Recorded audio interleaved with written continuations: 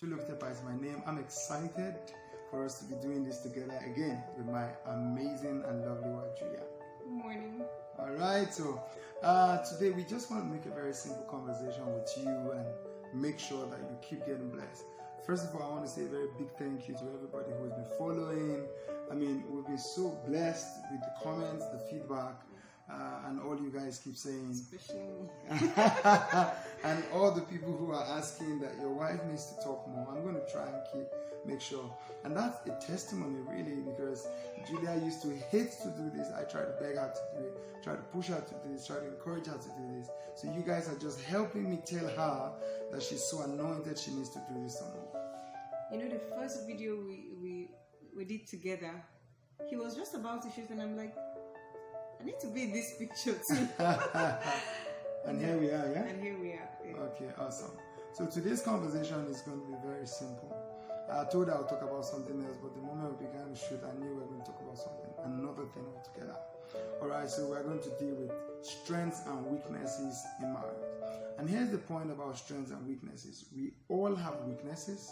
We all have strengths. Now, this is not excusing anything that is against the will of the Lord. So, for instance, when you say things like this, people begin to say to you, what if it's my weakness to be cheating? That's total nonsense, all right? That's not what we're talking about. All right? So, before we go far, let me quickly even lay this foundation, all right? What the Bible calls sin is sin, and you need to call it by its name, all right? Call it what it is. You know this thing with Christian cheating. That's a lenient word for adultery, all right? Let's call it what it is so that we can face what it is. So when I'm talking about weaknesses, is that you're not perfect. I'm not talking about foundational things like sin. That's not the context of the conversation. These are things that you should weep, repent, and seek forgiveness from God and your partner, and hope that the marriage survives and overcomes it and goes past it. So I'm talking about weaknesses that we all have or try to deal with. Let me give you an example. Not that they are lesser sins, all right? I know why I quickly define that category for what it is. For instance, we don't all have the same kind of anger emotion. We don't have the same patience level. We don't have the same grit to hold on to things that are tough when life gets tough, as it gets tough sometimes in marriage. The first point I'm going to make is that you are a combination of strengths and weaknesses, and your partner would be more in certain areas and you will be less in some of those areas. Now, the mistake a lot of couples make is that they focus on complaining when their partner is less in an area rather than bringing their strength to bear in those areas. Because the reason why you find it easy to identify their weakness in those areas is because you are likely stronger in those areas. And if you're stronger, God put you together to complement one another. So what you need to do more than complain is to bring your strength in the area. For instance, some people in their marriage, the wife is more organized or the husband is more organized. Marriage is not a place where you focus on criticizing and focus on trying to find what is wrong with the other party.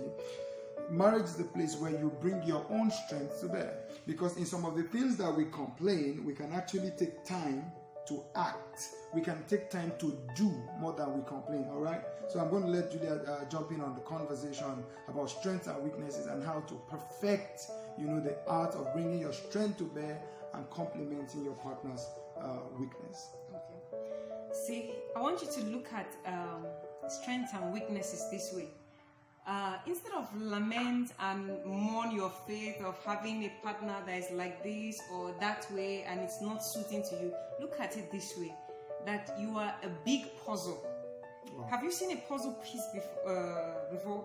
As in, some edges are, protruding out, some are inside, but it all comes perfectly together when each puzzle just fits perfectly into the other. Wow. See your spouse as, like in form of a puzzle, and your strengths and weaknesses are totally different. If you look at it as in a negative way, you won't be able to harness your strengths and weaknesses. But you see, one thing that me and my husband have been able to work out is our strength and weaknesses in communication. I knew she was going to use that example, really. I'm going to use that example because of the way we've learned to handle it together, we've grown stronger and have grown better. But you have not told them who is weak in communication. At least let me take some glory. Let me let me lift my two hands up. You see, when we got married, I wasn't so. In fact, that was part of what was giving us issues during our relationship. And so when we got married, we were in for it. And my husband had a handset. I had a bag set, you know. Bag set, room set, home set, toilet set, bathroom set, yeah, kitchen set. Julia just leaves her phone everywhere. Everywhere. So I'm going to give you a practical example now. I complain though, that's the truth. You know, when you get tired of complaining, what you do is you begin to make effort to assist them. Yes, he got tired of complaining. Till today, I'm the one who charges my wife's phone. I mean, charge it for her. All right, till today. I still send messages sometimes while in the office, and I come back home and say, that my message that I left for you, please, can you now reply it? Because I want the reply to that message. You're laughing. You know, see, if you don't bring patience to bear in the areas that are weak, see, don't even try to rationalize it. Because here's the deal. The more you try to rationalize it, the more it will not make sense. Like you've talked about it, you have made effort about it. Why aren't they getting it?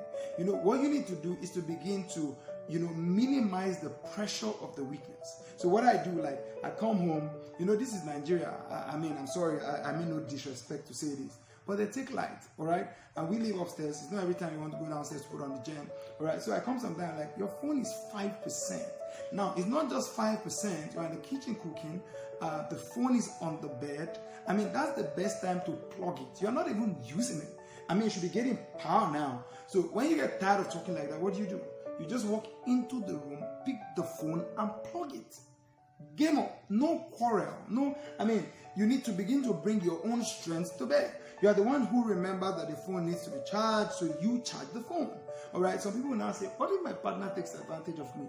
Marriage is a complementary thing, a complementing thing. See, let me be honest with you. You will never come to the day that your partner acts 100% the way you want. And the best thing to do, because they will never act 100% the way you want, is to begin to do the things that they are not strong at. And over time, you find them getting strong. Yes, baby, you can talk. Yes, I want to mention what helped me. Currently now, if you call me, I can pick at, you know, one dial. That's a total miracle right now. I used to put a cow on that. Like, I'll kill a big cow if you pick my call one dial. You know, but I want to mention something he did that helped me. Okay. You know, initially when he would confront me, or I take it, I would say attack me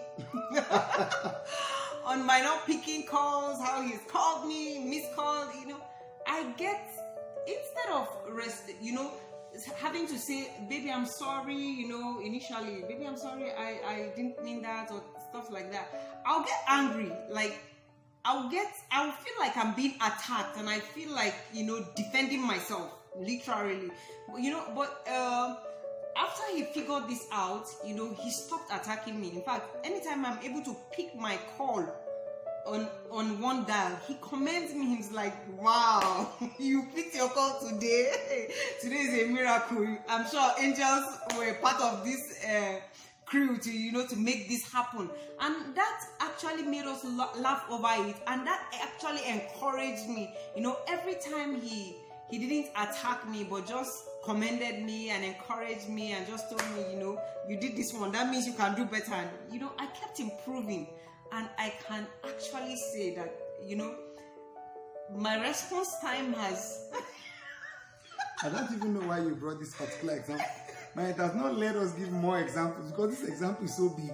I mean, it's so big. Because it was a real big deal for us. Communication, my God. You know, between my siblings, you know, before I got married, communication was never a big deal. I can travel, and then after 3 days, you know, I'll just call to ask for something. And I'm like, are you guys like, are you okay? Nobody's calling to say, did you arrive? Are you okay? And it was normal. We got dating, and I'm like, look, if you love someone, the moment the person takes off, you call. But inside my heart, I pray. I know that you're covered and you're fine now. Oh, Jesus. Once the person arrives, you call. All right. In fact, you time so much that you call. Have you arrived? Why have you not arrived? How was your journey? That's when your responsibility as a lover ends. That's how I see it. So I'm like, no, you can't do this thing you guys are doing with me in this marriage. Is not going to work. All right. So we had to go through the adjustment process of fitting the puzzle. We're still adjusting on a lot of stuff. Yeah. Okay. Let me quickly throw an example before it looks like we just talked about only Julia. All right. Yeah. You see, this is my big mouth. Yeah. It's really big.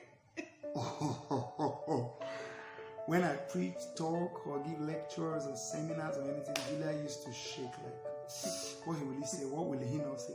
She used to be so sensitive to everything. In fact, we couldn't do this. We couldn't do this in the past at all. At all.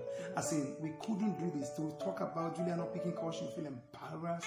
Like, oh my God, you just went on social media and finished me and all of that. So I began to learn to reduce what I said. I began to learn to weigh how she would feel with what I say. Of course, my liberty is bigger now. You can imagine what we're talking about, revealing our secrets in public. So it was harder.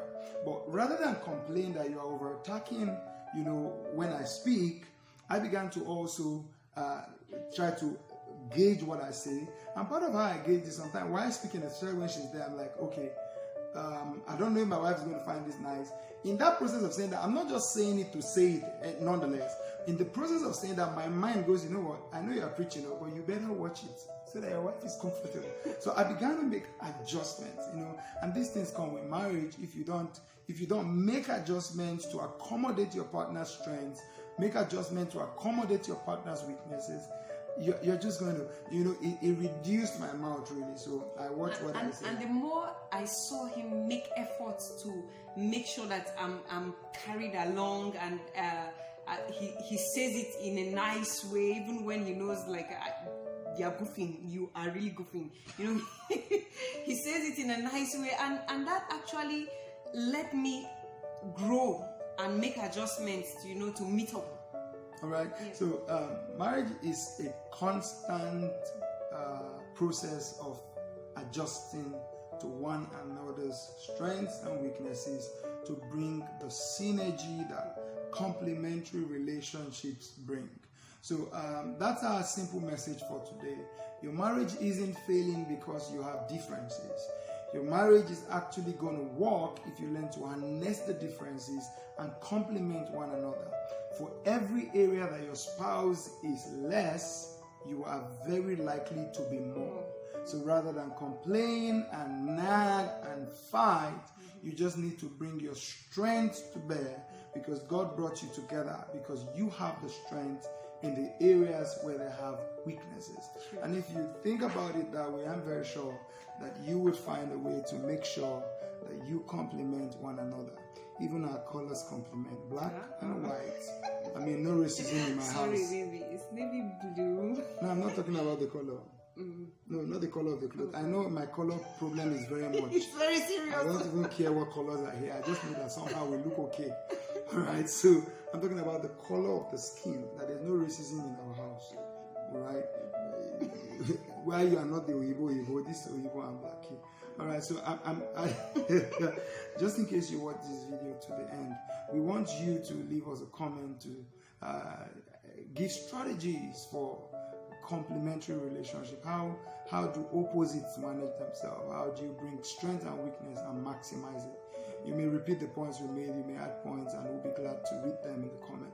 This has been a really long video, but we're still going to leave a song at the end by Emmanuel Ekpo, Love Words, Love Action. That song has really touched my heart, and I believe that it is the right song to live for you to see for a long time. All right. God bless you. And have a very beautiful day. Bye. Was you? Must I what? Sorry. When you say I love you, it must show in all you do. When you say I love you, it must show in all you do. Yeah.